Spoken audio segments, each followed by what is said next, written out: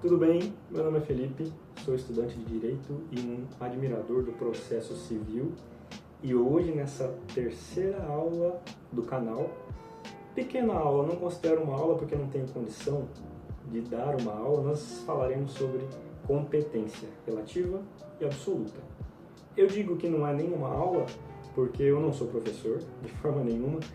Esses vídeos são mais para me ajudar, porque eu acredito que é uma maneira de aprender e fixar o conteúdo quando você estuda querendo explicar. Mas também bom para aquele que quer ver outras aulas, outras pessoas falando sobre o tema, e pode ser que te ajude também.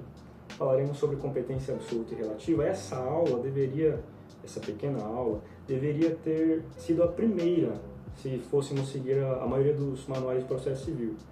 Nós falamos anteriormente sobre litisconsórcio e intervenção de terceiros. Competência deveria ter vindo antes, não obrigatoriamente, mas falaremos dela agora. Nós falamos nas aulas anteriores sobre a definição de litígio. Litígio é uma demanda resistida, é uma disputa ou um conflito levado a juízo. Eu também dei o exemplo na aula anterior, falando de litígio, sobre a batida do carro. Eu invado a preferencial, bato no teu carro e falo assim: não vou pagar, não é problema meu. Infelizmente, por não ter essa conversa amigável, eu já estou dizendo que não vou pagar, você precisa acionar a justiça, levar este conflito a juízo. Aí entra alguém que estava inerte, o Estado. Acionamos o Estado e o Estado tem jurisdição. O que é a jurisdição? É o poder que o Estado detém para julgar determinada causa. Aí, dentro desta jurisdição, entra a competência. A competência delimita a jurisdição. É fácil para organizar e distribuir as causas que vêm até ele. Vou abrir um pequeno intervalo da aula para criticar o conflito em si. Doutrinadores, professores trazem soluções, mas até a própria justiça vê que o conflito, o litígio é ruim para nós como indivíduo e para nós como sociedade. E traz um novo Código de Processo Civil 2015 a possibilidade do mediador e do conciliador entrarem no processo antes dele dar andamento, para que assim possa a parte ré e autora se conciliarem, uma mediação, conversarem, fazerem um acordo, para que possa ter economia processual, fácil resolução. Mas essa discussão de conflito e litígio, ela é antiguíssima, e trago aqui, com a licença de vocês, um exemplo nas Sagradas Escrituras, onde o profeta Abacuque falava sobre litígio e sobre a dificuldade, onde o povo não conseguia mais se resolver entre si e precisava acionar o juízo, levar a causa ao juízo, não conseguia mais ter uma paz social, uma boa convivência. Diz o profeta Abacuque, capítulo 1, a partir do versículo 2, diz assim: até quando, Senhor, clamarei eu, e tu não me escutarás? Gritarei violência, e não salvarás? Por que razão me fazes ver a iniquidade, e ver a vexação? Por que a destruição e a violência estão diante de mim? Há também quem suscite a contenda e o litígio. Por esta causa, a lei se afrouxa, e a sentença nunca sai, porque o ímpio cerca o justo e sai o juízo pervertido. Abacuque reclamava neste momento com Deus, no momento que Israel passava. O povo se esqueceu do Senhor e começou a se desordenar entre si, principalmente na questão da justiça, não conseguindo mais resolver a sua causa de forma extrajudicial, precisando levar tudo a juízo, todas as causas, sejam mínimas ou máximas. Fica aqui a crítica ao conflito. Nunca é bom, e nós, como indivíduo e sociedade, precisamos pensar e nos resolver sem acionar a justiça. Voltando a falar de competências, nós temos dois tipos. Temos a competência absoluta e a competência relativa. Lembre-se bem, falando de competência absoluta, é interesse público. Por falar de interesse público, ela não é passível de prorrogação e deve ser declarada de ofício pelo juiz. Diferente da competência relativa, que não é interesse público, é interesse das partes, interpartes, interesse das partes. e não é declarada de ofício pelo juiz, mas pelo réu na preliminar de contestação. E é sim passível de prorrogação e de modificação. Então, resumindo rapidamente: competência absoluta, declarada de ofício pelo juiz, não é passível de prorrogação por ser interesse público. Agora, falando de competência relativa, não é interesse público, é inter partes, interesse das partes, passível sim de prorrogação e modificação, e não é declarada de ofício pelo juiz, mas sim pelo réu, na preliminar de contestação.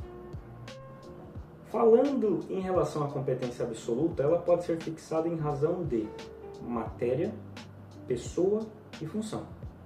Competência absoluta pode ser fixada em razão de... Fala. Matéria, pessoa e função. Entendeu? Matéria, pessoa e função. Quando fala de matéria, significa o quê? A natureza do litígio. Se é civil, trabalhista, penal. Porque, a depender da natureza do litígio, existem juízos especializados em cada um deles. Não tem como uma causa trabalhista ir para penal. Uma penal ir para trabalhista. Cada um com a sua matéria.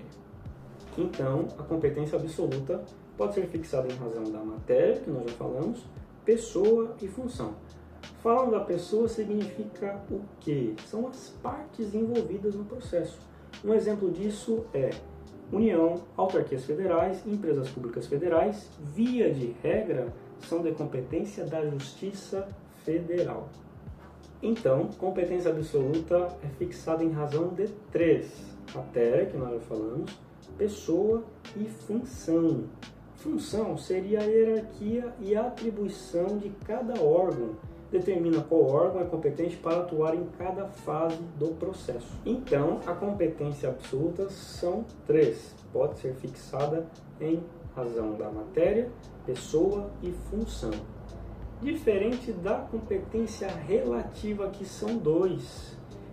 Fala em razão do território e do valor da causa. Então, competência absoluta são três, fixadas em razão de três. E competência relativa em razão de dois: território e valor da causa. Um exemplo, território, falando de território, é um contrato onde as partes elegem um foro específico para tratar assuntos relacionados a essa disputa. E em valor da causa, dependendo da causa, pode ser levada à justiça especial, ao juizado especial, e não à justiça comum, a depender do valor da causa. Então, competência absoluta fala em razão da matéria, da natureza do litígio, da pessoa, dependendo das partes do conflito, e da função. A competência relativa fala do território e do valor da causa. Falando de competência absoluta, falando de competência e incompetência absoluta. Se no caso sentenças e decisões interlocutórias foram tomadas, mas aquele juízo é incompetente para julgar, essas sentenças, esses atos interlocutórios decisivos são considerados nulos. E o que acontece? É remetido para um juízo competente. Atos decisórios são considerados nulos e, vendo essa incompetência absoluta, é remetido a um juízo competente.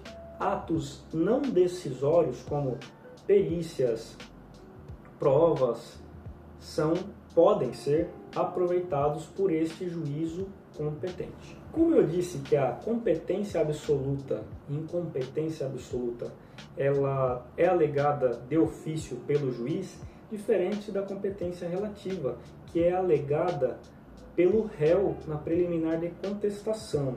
Então, o que acontece quando ele não alega? Preclusão. Passa o prazo e aquele juízo que era incompetente, competência relativa, aquele juízo que não era competente passa a ser para julgar a causa. Diferente da competência absoluta, que aquela causa que ele não tem condição de julgar por ser incompetente é passada para um competente, certo? Diferente da relativa, a absoluta é passada para um competente. A diferença de atos decisórios e não decisórios, os decisórios como sentenças e decisões interlocutórias são nulas, só são aproveitadas, podem ser aproveitadas os não decisórios. A competência relativa, se o réu não alega em preliminar de contestação, gera preclusão, e aquele juízo que não era competente passa a ser competente. Bem, são muitos os erros, o aprendizado é contínuo, principalmente para mim, que sou um estudante de direito. Como disse, tenho imensa admiração pelo processo civil e aceito críticas, aceito aulas, comentários diversos. Estou aqui para aprender com vocês e compartilhar o pouco que tenho. Dizendo assim, não tenho nada, mas o pouco que tenho, tento compartilhar. Eu tenho um material disponível e vou deixar embaixo um link do grupo do Telegram, onde eu coloquei todos os materiais disponíveis que foram das aulas anteriores, intervenção de terceiros, litisconsórcio e agora competência absoluta e relativa. Deixei todos os materiais lá no link do Telegram. Achei interessante deixar o Telegram para que quem tiver disposição, interesse, de compartilhar algumas coisas lá também, tá bom? Muito obrigado pelo vídeo, por acompanhar até aqui e dá um like, se inscreve e qualquer coisa eu estou à disposição. Até mais!